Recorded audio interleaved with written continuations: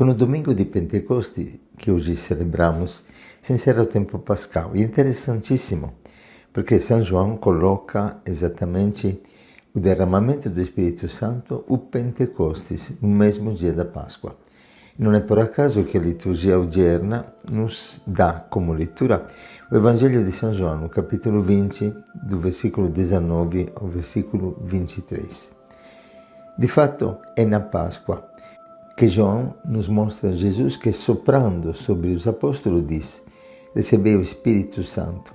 A quem perdoardes os pecados, eles lhe serão perdoados. A quem não os perdoardes, eles lhe serão retidos. Sim, o fruto da Páscoa não é apenas a ressurreição de Cristo. O fruto da Páscoa é a nossa própria ressurreição. Cristo aparece para que nós possamos ressuscitar, sair dos nossos túmulos pela força do Espírito Santo, sair dos nossos medos, das gaiolas que nos prendem, para anunciar ao mundo com alegria o poder do Espírito Santo, esse Espírito que Cristo ressuscitado derrama sobre nós. É interessante porque São João coloca também outro Pentecostes, exatamente na cruz de Cristo.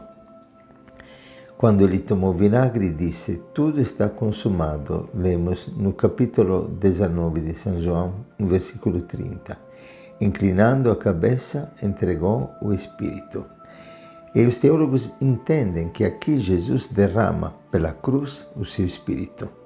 É o único mistério: cruz, ressurreição, Pentecostes. O mistério de um Deus que se dá inteiramente por nós. É por isso que ainda no Evangelho de São João, no capítulo 3, lemos que o dom do Espírito é sem medida.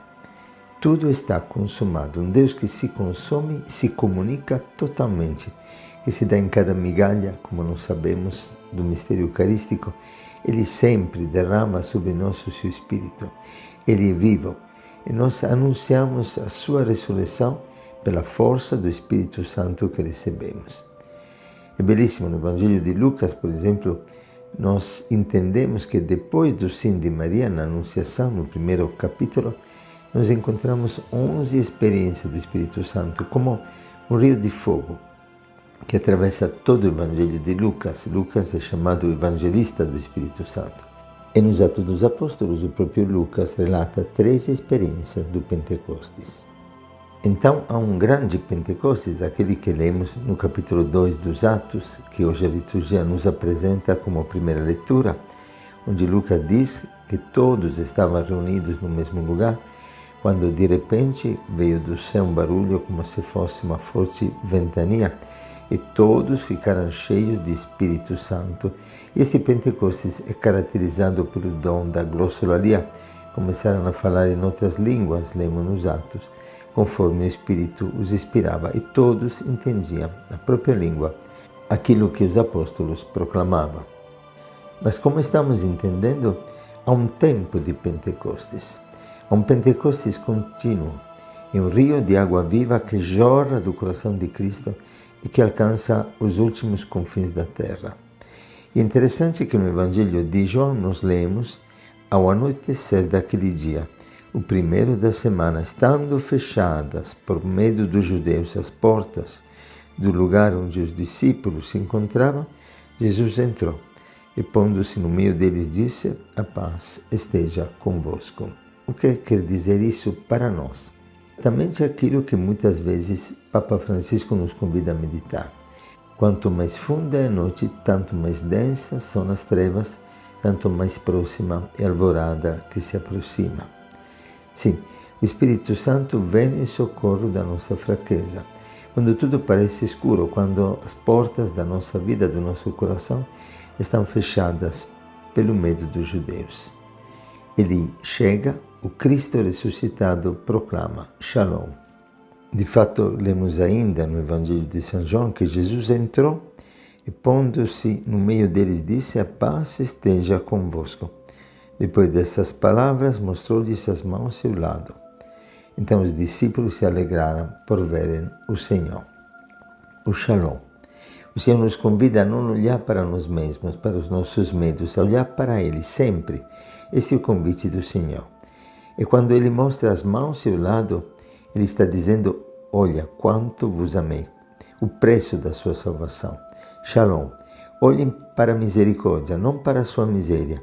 Olhem para a graça, não para a desgraça de uma vida que cai no pecado e que se arrasta rumo à morte, porque sem mim nada podeis fazer. Mas o Espírito Santo, como diz Paulo nos Romanos, vem exatamente em socorro da nossa fraqueza. E nos momentos mais difíceis da vida, que nós podemos realmente experimentar a verdade e a graça deste poder que vem ao nosso encontro. Martha Rouben, uma mística francesa que viveu no século passado, dizia que a igreja ia passar por uma grande provação e que viria um momento que a igreja irá aparecer quase que morrendo, como que desaparecendo totalmente, mas que naquele momento acontecerá, assim como na história da igreja das origens, um novo Pentecostes. E nós cremos como testemunhas e como profeta de esperança e proclamamos o triunfo do coração imaculado de Maria, que tenho certeza que coincida com um novo Pentecostes de misericórdia para toda a humanidade. Sim, não somos mendigos, somos chamados a uma vida abundante, uma vida plena, transbordante. Este Shalom, o dom do Espírito sem medida. O Espírito se manifesta na nossa fraqueza, pois quando somos fracos, então que o meu poder se manifesta em vós, diria Jesus, como disse para São Paulo, no capítulo 12 da segunda carta aos Coríntios. E neste Pentecostes de João, o Senhor nos envia. Sempre o Pentecostes é ligado à missão da igreja. Em Lucas lemos: permanecei em Jerusalém até serdes revestidos do poder do alto, para depois irmos para o mundo inteiro. É sempre um único mistério.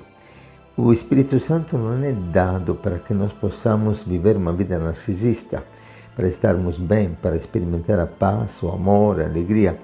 É algo que se irradia, algo que não se contém, é uma vida que transborda. O Espírito Santo nos faz entender que nossa vida é missão, que nosso trabalho é missão, nosso estudo é missão, até a nossa doença é uma missão, que somos grandes e que Deus precisa de nós, que somos preciosos para Deus e que com Deus podemos sonhar sonhos grandes, como dizia Chiara Lubick, fundadora dos Focolares. Deixa Deus sonhar em ti. Deixa que o sonho de Deus se realize na tua vida. O nosso sonho é tão pequeno, é tão pobre, tão mísero, tão egoísta, tão fechado nos nossos medos. A missão nos livra dos medos. São João Paulo II dizia: todo cristão tem a mesma missão de Cristo. Sim, você é importante. Você nasceu para fazer algo importante, algo que só você pode realizar. Assim aconteceu em Pittsburgh, no 67, e não podemos neste dia não dar graças a Deus e não lembrar deste Pentecostes que aconteceu na Igreja Católica e que em poucos anos, graças à entrega de alguns jovens que começaram a orar e a adorar no Espírito, alcançou 153 países e acabou levando esse sopro, este batismo do Espírito Santo para mais de 120 milhões de pessoas no mundo. Mike Shea, o nosso amigo protestante, inclusive, diz que o Senhor prepara um novo Pentecostes e que virá exatamente pela Igreja Católica. Um Pentecostes ainda mais poderoso daqueles que até hoje nós experimentamos.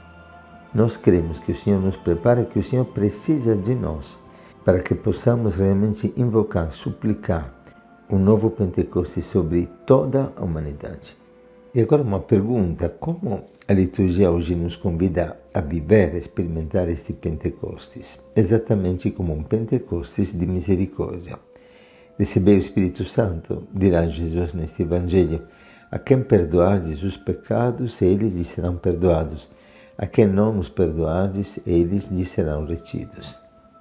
Sim, diria Papa Francisco, somos misericordiados para misericordiar. Os apóstolos experimentam a misericórdia de Cristo que, entrando, não chama a atenção deles por causa da traição, do abandono, mas apenas mostra suas chagas e sopra sobre eles o seu Espírito, os capacita. O dom de Deus não é para aqueles que são capacitados, o dom de Deus é para capacitar aqueles que experimentaram a própria miséria e que por isto podem tocar com mão a força do Espírito que os transforma. A misericórdia como diz Jesus para Santa Faustina, transforma os pecadores em santos e testemunhas da misericórdia. Os apóstolos não foram mais fortes do que nós, não foram mais santos do que nós. O Evangelho faz questão de mostrar tantas fraquezas, tantas imperfeições e até pecados dos próprios apóstolos sobre os quais a Igreja se alicerça. Bem, mas isto não é por acaso, é como exemplo para nós, como diz São Paulo. Nunca canso de relembrar aquilo que lemos na primeira carta a Timóteo, no capítulo 1. Paulo diz: dou graças àquele que me fortaleceu, Jesus Cristo nosso Senhor, que me considerou digno de confiança e me tomou para o seu serviço. Eu que antes era blasfemador, perseguidor, insolente, mas encontrei misericórdia, porque sem fé eu não sabia o que estava fazendo. E a graça de nosso Senhor veio em grande abundância para mim, com a fé e o amor que é em Cristo Jesus. Esta palavra é fiel e digna de toda aceitação. Cristo Jesus veio ao mundo para salvar os pecadores, dos quais eu sou o primeiro. Mas por isso mesmo é que encontrei misericórdia, para que Cristo Jesus pudesse mostrar, começando por mim, toda a sua generosidade. Isso como exemplo para os que depois iriam acreditar nele, a fim de terem a vida eterna. E Paulo termina glorificando o Pai da misericórdia. Ao Rei dos séculos, ao Deus imortal, invisível e único, honra e glória pelos séculos dos séculos. Amém. Sim, este terceiro milênio que Papa São João Paulo II consagrou à Divina Misericórdia é o milênio que nós vamos invocando, esperando, desejando e profetizando um novo Pentecostes de misericórdia. E é maravilhoso entender que o futuro da humanidade depende de nós. Como? Em que sentido? Somos católicos. E católico significa que temos o mundo no coração, que o nosso mundo se estende até os últimos confins da terra e que acolhemos a responsabilidade sobre a humanidade inteira, como Nossa Senhora nos convidou em Fátima, para que possamos orar e fazer penitência para a salvação da humanidade. Um católico não é um homem que encontra a salvação, é um homem que se torna instrumento de salvação após ter experimentado a salvação de Cristo. É um homem misericordiado que usa de misericórdia para os outros. O Papa Bento XVI, comentando Apocalipse 12, no Sínodo da Igreja Oriental, no 2010, dizia assim, que aquele vômito de Satanás com que ele queria destruir a mulher, a sua descendência, quer dizer, a Igreja, foi absorvido pela terra, e que esta terra são as pessoas humildes, pois a etimologia da terra é humus, humildade, e que ainda vivem uma fé simples, uma fé mariana que responde ao convite de Fátima. Sim, a fé dos pequenos vence a força de Satanás. Deus precisa da nossa simples entrega, da nossa oração fervorosa, da nossa confiança na palavra do Senhor. É maravilhoso entender que o Senhor precisa manifestar a sua misericórdia a um mundo que perece por falta de conhecimento. Conhecimento de quê? Exatamente da misericórdia do Pai. Desse amor que transforma os pecadores em santos, que transforma o temor em amor. Porque amados podemos amar. Tendo recebido a vida de Cristo que nos lava de todo o pecado, possamos aprender dele a dar a vida para os nossos irmãos. O nosso amigo, Padre Moacir, que vive em Brasília, tinha vivido como jovem uma vida destruída por tantos vícios. E no momento de desespero, no momento em que estava perdendo o desejo de viver, fez uma experiência tão forte de Deus que decidiu de entregar a sua vida para Cristo. E hoje, como sacerdote, é um dos padres que realiza maiores eventos da Igreja Católica a nível paroquial, reunindo milhões de pessoas, por amor de Cristo, exatamente no Pentecostes. Não podemos deixar de lembrá-lo hoje e lembrar que o Senhor sempre está disposto a transformar a nossa vida como fonte de misericórdia para o mundo. Deixamos que o Espírito Santo haja com poder no nosso coração. Invoquemos o Espírito Santo com força. Ele é o mesmo, ontem, hoje e sempre. Que o Senhor te abençoe neste Pentecoste, ti alcanci na sua misericórdia e ti dê a graça de uma vida abundante e transbordante no seu espírito. Um bom domingo para todos.